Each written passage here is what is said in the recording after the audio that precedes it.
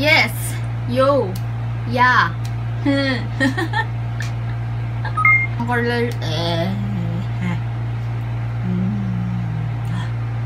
ilang color?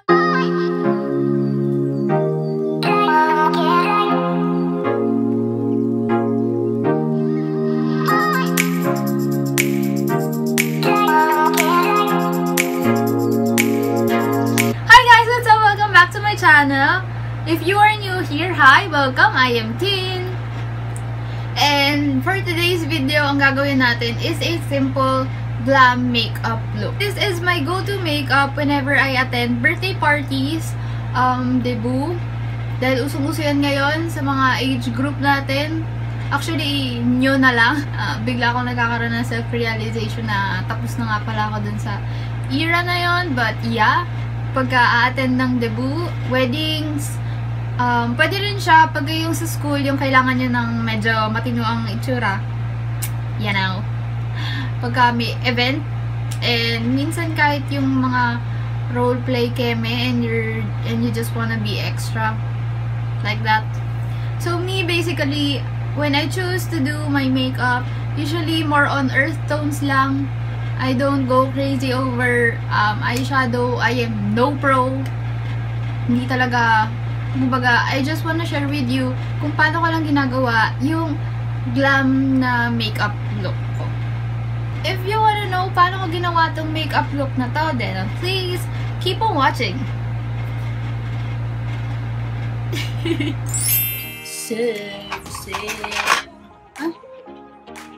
Okay, I'm gonna start with, of course, moisturizer. Celeteque pa rin. Alam niyo na yan. Yun nga pala. My skin type is normal to dry. Bale, yung forehead ko talaga yung dry. Hindi ko rin alam bakit siya dry. Basta dry siya. So, habang hinihintay ko yan, habang hinihintay ko mag-set muna for a few minutes to, dahil medyo malagkit-lagkit pa siya. Yun, so nakat yung video. Anyway, I will be doing a haul soon. Pagka na-kompleto ko na siya, kasi iniipon ko pa. The next thing I'm going to do is to put this POREfessional Benefit POREfessional just to cover my pores. Sorry guys, ang dumi niya. I tried my best para linisin siya ng as in malinis na malinis. Pero ayan na talaga yung best result niya. So anyways, I'm gonna put ito na. So since may bumaba ng buhok ko, dadagdagan natin yung solar panel ko.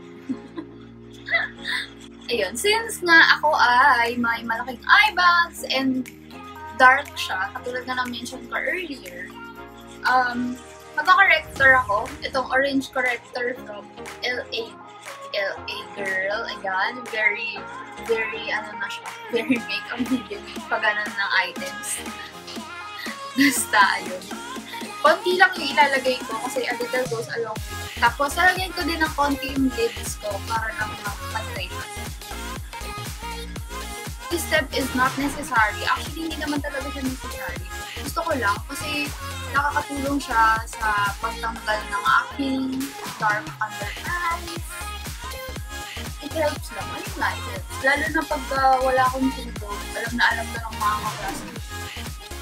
Kaklase ko ng grade 12. Kasi may mga times talagang wala talaga kami tulog. And minsan pumapasok ako sa school na wala akong makeup dahil tinatamad pa akong mag-ayos or late na ako. Tapos makikita nila ganda yung itsura ko. So parang, uy, Jillian, ano nangyari sa'yo? 10. Ba't ganyan yung itsura mo mukha kang zombie? I'm sorry, it's just my face, guys.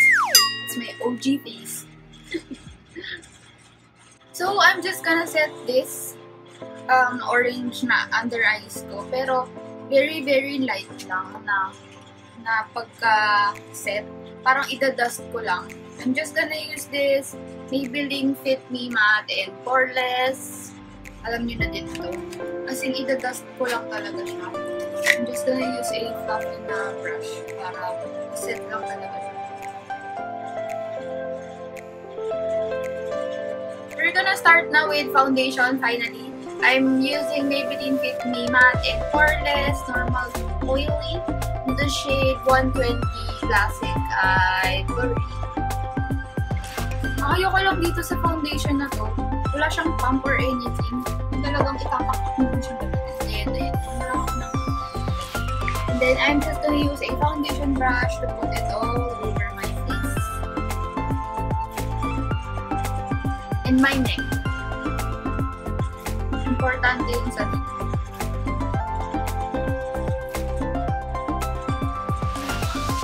Parang pati loob ng ilong ko meron ng foundation. I'm done with my foundation. Next, I'm gonna use a concealer. And ito lang din yung regular kong ginagamit. Yung Maybelline na FitMe concealer. In the shade number 10. Kita ba? Yan. The shade yung number 10 light. So, kailangan ko one shade lighter dun sa foundation para pumangat yung kulay ng eye bags ko pa rin. Kasi medyo andyan pa rin siya. Hindi kita masyado sa camera, but meron pa rin yung eye bags. Nakikita talaga siya. Sa T-zone, of course, I am gonna blend this with my fingers lang. You know, I wanted to blend my concealer with my fingers lang always. So, while setting yung dito sa under eyes na concealer, I'm gonna use a different concealer for my lids para hindi ko na siya kailangang iset. This is the Clio Q Cover Pro Artist Liquid Concealer. Ito siya. And this is in the shade 3BY.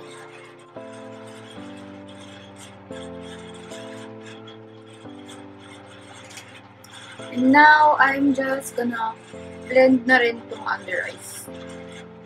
I'm just gonna set my under eyes and then dito, nose, forehead. I'm just gonna use this Mercier translucent na loose powder.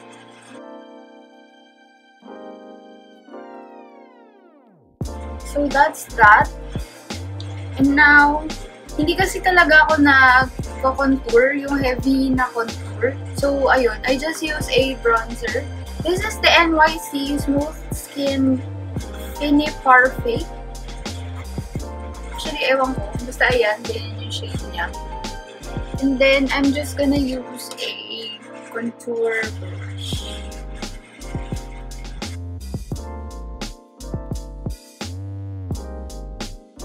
So now, ang gagawin ko, i-dust off ko na yung iba na bit dito sa job.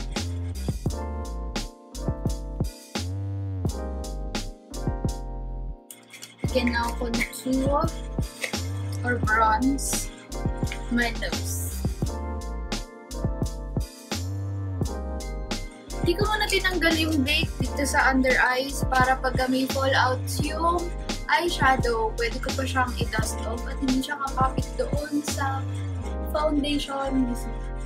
For my eyeshadow, I'll be using my Morphe 35O palette. I'm just gonna prime my lid with this shade right here.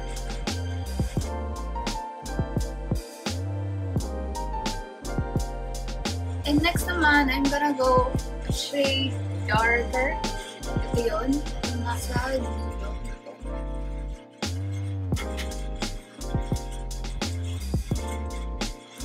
And just focusing it dito sa pinaka-dito. Medyo ano na ako sa medyo dark na shade. I'm just gonna use this brush na flat lang siya na round. Actually, hindi ko naman alam kung para sa bato, pero yun yung ginagamit ko sa kanya. Ayan, ayan. Flat lang siya na round. And then, kuha lang ako ng dark shade, which is this one.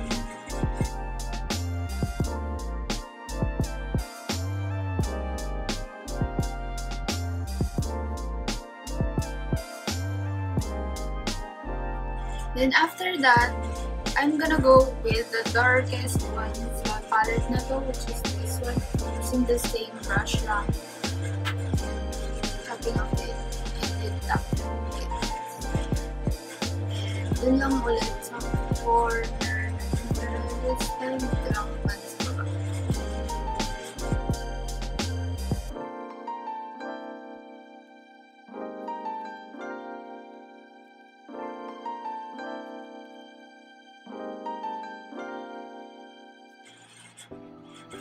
So, for the shimmer naman, I'm not gonna use anything dun sa palette na yun. I'm just gonna use this Anastasia Beverly Hills Nicole Guerriero na Glow Kit. Ayan, super favorite ko tong glows na to for some reason. And then, since yung deepest shade, hindi ko kasi siya nagagamit for highlighter kasi masyado siyang dark for me, I'm gonna use this shade 143. It's really, really pretty.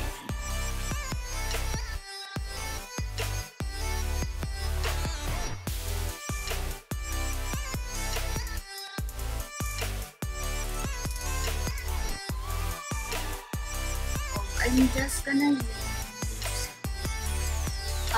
itong white. Actually, white talaga siya. Itong Forever Lit. Nakikita ba? Ayan. Itong Forever Lit. This one.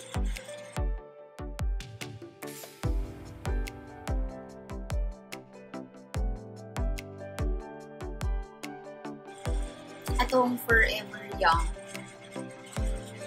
This one. Tagalin ko lang to. And you're gonna do yung sa lower lash line na makeup. So, for my lower lash line, I'm just gonna do the same thing. Kung anong ginawa ko dito sa eyelids ko, ganun lang din yung gagawin ko sa baba. Then the next thing I'll do, I'm just gonna curl my lashes. Now, finally, I'm gonna do my brows. And then, I'm gonna use this Benefit Brow Zings in the shade number 3. So, after that, I'm just gonna set my brows. I'm gonna use this Benefit Gimme Brow in the shade number 3 din. Ito na yung best na magagawa ko sa lashes ko.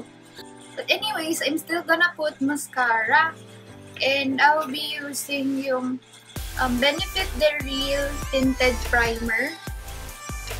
Gonna use the Benefit The Real yung mascara na talaga.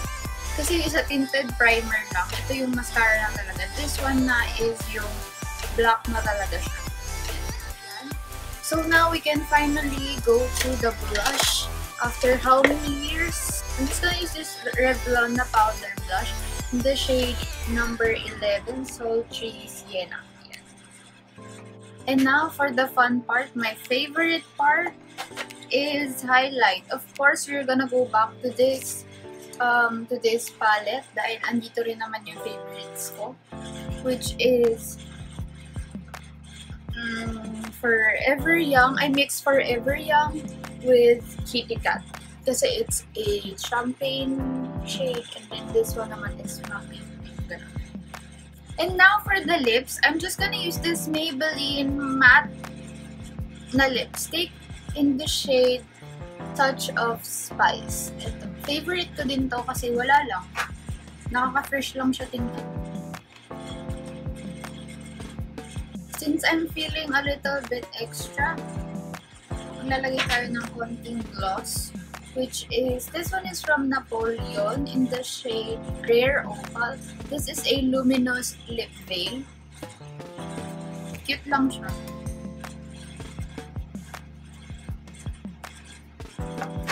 So now, I'm just gonna set everything with this L'Oreal Infallible Brow Spray and Set.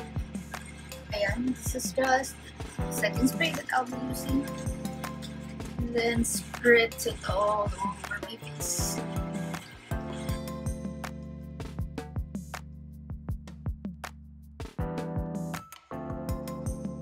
So I'm done doing my makeup. Ayusin ko lang yung hair ko, and I'll be back for my final look. So this is the final look.